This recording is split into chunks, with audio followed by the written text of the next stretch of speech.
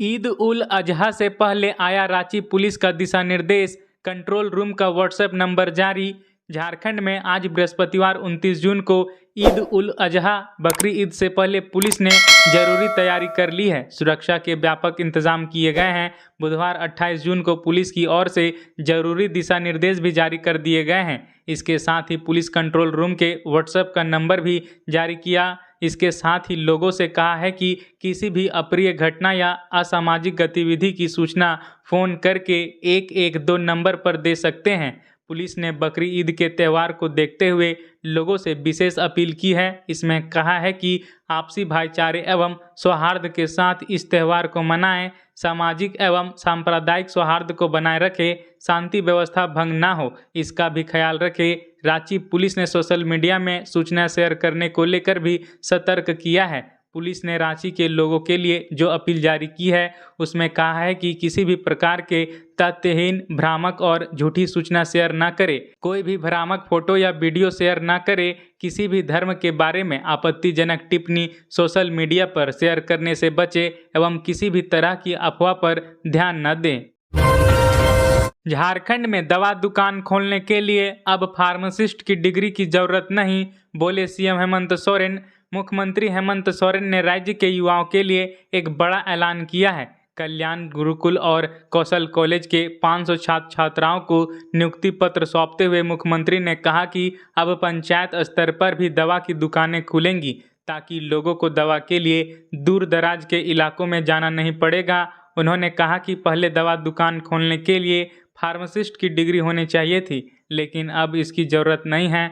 अब पढ़े लिखे युवा भी दवा दुकान खोल सकते हैं। राजधानी रांची के नगड़ा टोली स्थित आईटीआई कौशल कॉलेज परिसर में नियुक्ति पत्र वितरण समारोह के दौरान संबोधित करते हुए मुख्यमंत्री ने कहा कि पहले दवा दुकान खोलने के लिए फार्मासिस्ट की डिग्री होनी चाहिए थी, लेकिन अब जब दवा के डब्बे में ही सब कुछ लिखा हुआ है तो डिग्री की क्या ज़रूरत है। कहा कि जिसे पढ़ना लिखना आता है वो भी दवा दुकान खोल सकते हैं। कहा कि गांव या पंचायत में जो दवा दुकान चला रहे हैं उनके लिए ऑनलाइन डॉक्टरों से संपर्क करने की सुविधा भी उपलब्ध कराई जाएगी। मुख्यमंत्री ने कहा कि प्रेझा फाउंडेशन और राज्य सरकार मिलकर इस राज्य में यहां के अनुसूचित जाति एवं जनजाति और आर्थिक रूप से कमजोर लोगों के बच्चों को स्वावलंबी बनाने को प्रयासरत है। अभी तक 30,000 युवाओं को रोजगार से जोड़ा गया है। कहा कि कोरोना काल में भी प्रेझा फाउंडेशन की तरफ से नर्सिंग का नियुक्ति पत्र दिया गया और आज दोबारा यह सौभाग्य प्राप्त हुआ है। पीएम मोदी के समान नागरिक संहिता वाले बयान पर सीएम हेमंत सोरेन का पलटवार। कहा उनसे पूछो रोजगार कहां से देंगे। प्रधानमंत्री नरेंद्र मोदी के समान नागरिक संहिता वाले बयान पर बुधवार को झारखंड के मुख्यमंत्री हेमंत सोरेन ने पलटवार किया। पत्रकारों से मुखातिब हुए श्री सोरेन ने कहा कि पहले उनसे पूछो कि वे रोजगार कहां से देंगे, महंगाई को कम कैसे करेंगे। इन विषयों पर उन्हें पहले बोलना चाहिए। मुख्यमंत्री हेमंत सोरेन ने बुधवार को राजधानी रांची में नर्सिंग आईटीआई कौशल कॉलेज और कल्याण गुरुकुल के 500 छात्र छात्राओं को नियुक्ति पत्र दिया। इस अवसर पर उन्होंने आईटीआई कौशल कॉलेज की छात्राओं द्वारा संचालित सेवा कैफे का भी उद्घाटन किया। कार्यक्रम के बाद पीएम मोदी के समान नागरिक संहिता पर दिए गए बयान पर झारखंड के सीएम से प्रतिक्रिया मांगी गई तो उन्होंने ये बात कही।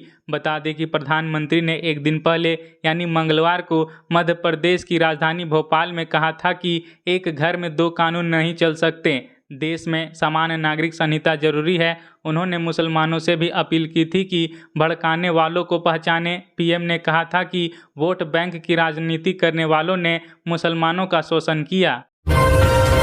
पीएलएफआई से जुड़े 3 अपराधी हथियार समेत गिरफ्तार। बड़ी घटना को अंजाम देने की फिराक में थे अपराधी। रांची पुलिस ने घटना को अंजाम देने की फिराक में पहुंचे पीएलएफआई से जुड़े 3 अपराधी को पिस्टल और कट्टा के साथ गिरफ्तार किया है। गिरफ्तार अपराधी में आकाश सिंह उर्फ एलेक्स, विनय तिरंगा और अजय नायक का नाम शामिल है। आरोपी के पास से चोरी की एक मोटरसाइकिल, एक कार, एक देसी पिस्टल मैगजीन सहित एक देसी कट्टा तथा 5 जिंदा गोली बरामद किया गया। तीनों आरोपी पीएलएफआई प्रतिबंधित संगठन का सदस्य होना, लेवी, रंगदारी वसूलना, अवैध रूप से जमीन कब्जा करना वगैरह अपराध कारित करने की बात स्वीकार किया है। खबरों में आगे बढ़ने से पहले यदि आप हमारे न्यूज़ चैनल को सब्सक्राइब नहीं किए हैं तो प्लीज़ सब्सक्राइब करके बेल आइकन को प्रेस कर दें ताकि रेगुलर अपडेट आप तक पहुंचती रहे। तो चलिए बढ़ते हैं आगे खबरों की ओर। रांची के खेलगांव में 13वीं झारखंड स्टेट शूटिंग चैंपियनशिप का मंत्री बन्ना गुप्ता ने किया आगाज। राजधानी रांची स्थित खेलगांव में बुधवार से 13वीं झारखंड स्टेट शूटिंग चैंपियनशिप का आगाज हो गया है। चैंपियनशिप का उद्घाटन राज्य के स्वास्थ्य मंत्री बन्ना गुप्ता ने दीप जलाकर किया। इस मौके पर स्वास्थ्य मंत्री ने भाग लेने आए प्रतिभागियों का हौसला भी बढ़ाया, साथ ही सभी खिलाड़ियों को अपनी शुभकामनाएं भी दी। चैंपियनशिप खेलगांव स्थित टिकेत उमराव शूटिंग स्टेडियम में आयोजित की जा रही है, जिसमें भाग लेने के लिए पूरे राज्य से खिलाड़ी आए हुए हैं। यह चैंपियनशिप 28 जून से 1 जुलाई तक चलेगी। चैंपियनशिप में राज्य भर के करीब 600 प्रतिभागी पहुंचे हुए हैं।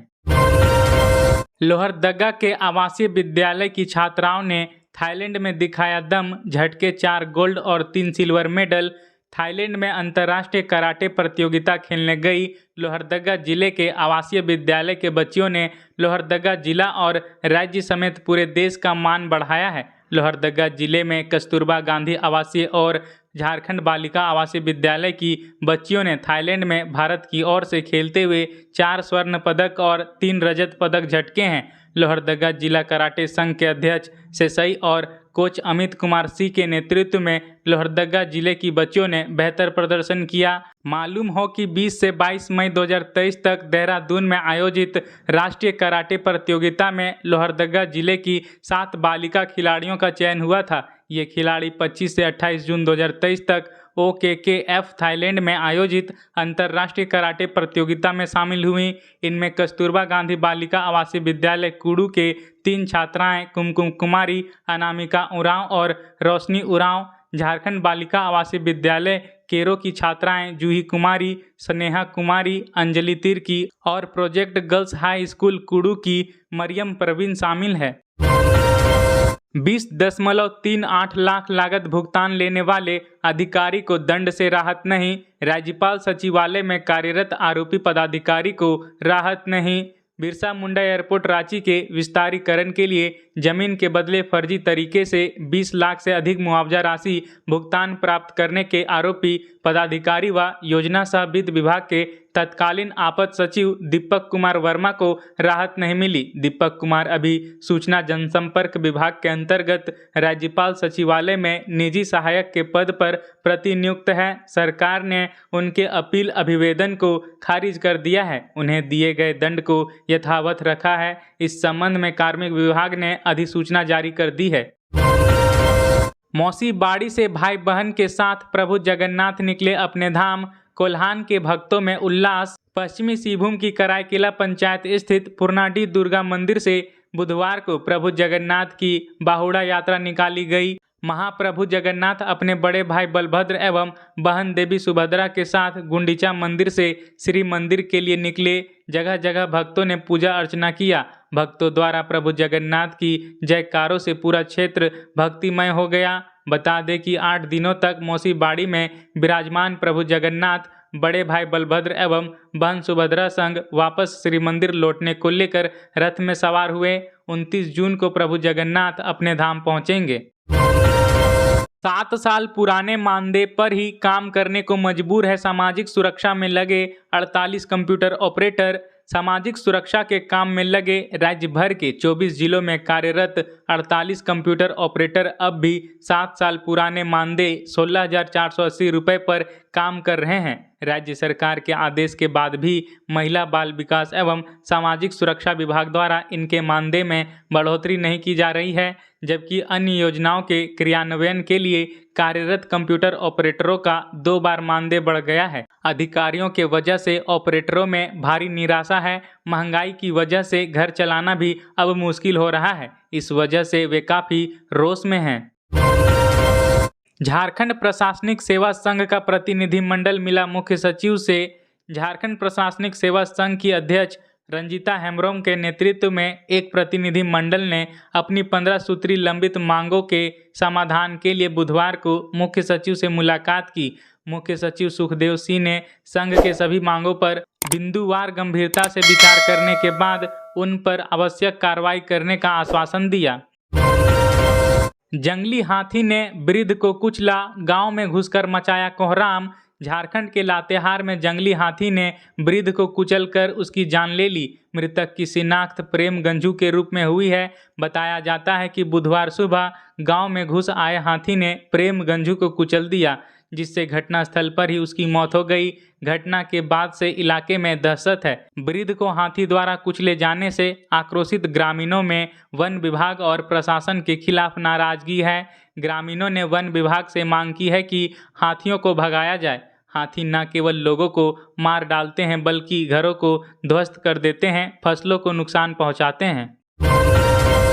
झारखंड के रोबिन मिंज का मुंबई इंडियंस की आईपीएल ट्रेनिंग के लिए चयन, ट्रायल के लिए इंग्लैंड जाएंगे। झारखंड के क्रिकेटर खिलाड़ी रोबिन मिंज झारखंड के पहले ऐसे आदिवासी क्रिकेटर हैं जिनका चयन मुंबई इंडियंस ने आईपीएल ट्रेनिंग के लिए किया है। मुंबई इंडियंस का आईपीएल ट्रायल अगस्त में इंग्लैंड में होना है। इस आईपीएल ट्रायल में रोबिन मिंज भी इंग्लैंड जाएंगे। मीडिया को दिए इंटरव्यू में उन्होंने बताया कि वह 8 साल की उम्र से ही क्रिकेट खेल रहे हैं। उन्होंने बताया कि उन्हें बचपन से ही क्रिकेट खेलने का जुनून था। उनके पिताजी, जो कि रिटायर्ड आर्मी पर्सन हैं, ने उन्हें क्रिकेट खेलने के लिए प्रोत्साहित किया और क्रिकेट एकेडमी में एडमिशन लेने की सलाह दी। पापा की बात मान उन्होंने एडमिशन ले लिया और उसके बाद फिर क्रिकेट का सफर शुरू हो गया। पाकुड़ में नाबालिग की हत्या का खुलासा, प्रेमी ने दोस्त के साथ मिलकर रेप के बाद लाठी से की हत्या। पाकुड़ जिले के पाकुड़िया थाना क्षेत्र के धावा डंगला डैम के पास किशोरी के शव बरामदगी मामले का पुलिस ने खुलासा कर दिया है। किशोरी के नाबालिग प्रेमी ने ही पहले दोस्तों के साथ मिलकर उससे दुष्कर्म किया, फिर लाठी से मारकर हत्या कर दी। बाद में शव को फंदे से टांग दिया। अपने दोस्त के साथ मिलकर उसकी हत्या कर दी थी। मामले का खुलासा करते हुए एसडीपीओ नवनीत हेम्ब्रोम ने बताया कि नाबालिग प्रेमी को हिरासत में लेकर उससे पूछताछ की गई तो उसने अपना गुनाह कबूल किया है। आरोपी प्रेमी ने घटना को लेकर बताया कि किशोरी के साथ उसका प्रेम प्रसंग चल रहा था। कुछ दिनों से वह जब भी किशोरी को फ़ोन करता था तो उसका फ़ोन हमेशा व्यस्त रहता था। धीरे धीरे पता चला कि किशोरी किसी और लड़के के साथ बातचीत करती है। इस बात को लेकर उसे काफ़ी गुस्सा आया और हत्या की योजना बनाई। 3 दिनों में 1000 लाइट जलाएगा देवघर नगर निगम। अनुभवी सिटी मैनेजरों की भी होगी तैनाती। देवघर में श्रावणी मेले की तैयारी जोरों पर है। श्रद्धालुओं को बेहतर सुविधा मिले, इसके लिए प्रशासन हर संभव कोशिश कर रहा है। इसी के मद्देनजर नगर आयुक्त शैलेंद्र कुमार लाल ने बिजली और सफाई विभाग की समीक्षा बैठक की। इसमें सफाई विभाग को 5 दिवसीय व बिजली शाखा को 3 दिवसीय विशेष अभियान चलाने का निर्देश दिया। बिजली विभाग को 27 से अभियान शुरू कर 29 जून तक 3 दिनों के अंदर 1000 लाइट लगाने का निर्देश दिया, जबकि सफाई विभाग को 27 जून से शुरू होकर 1 जुलाई तक अभियान चलाने को कहा। इस संबंध में नगर आयुक्त श्री लाल ने कहा कि मेला शुरू होने से 2 दिन पहले से पूरा शहर साफ दिखेगा, इसलिए निगम के सफाई विभाग के दोनों शाखाओं के कर्मियों को संयुक्त रूप से दायित्व सौंपा गया है। कपड़ा उद्यमी कर रहे ट्रेड सेंटर और एक्सपोर्ट काउंसिल की मांग, सितंबर में खत्म हो रही टेक्सटाइल पॉलिसी को प्रभावी बनाने पर हुई चर्चा।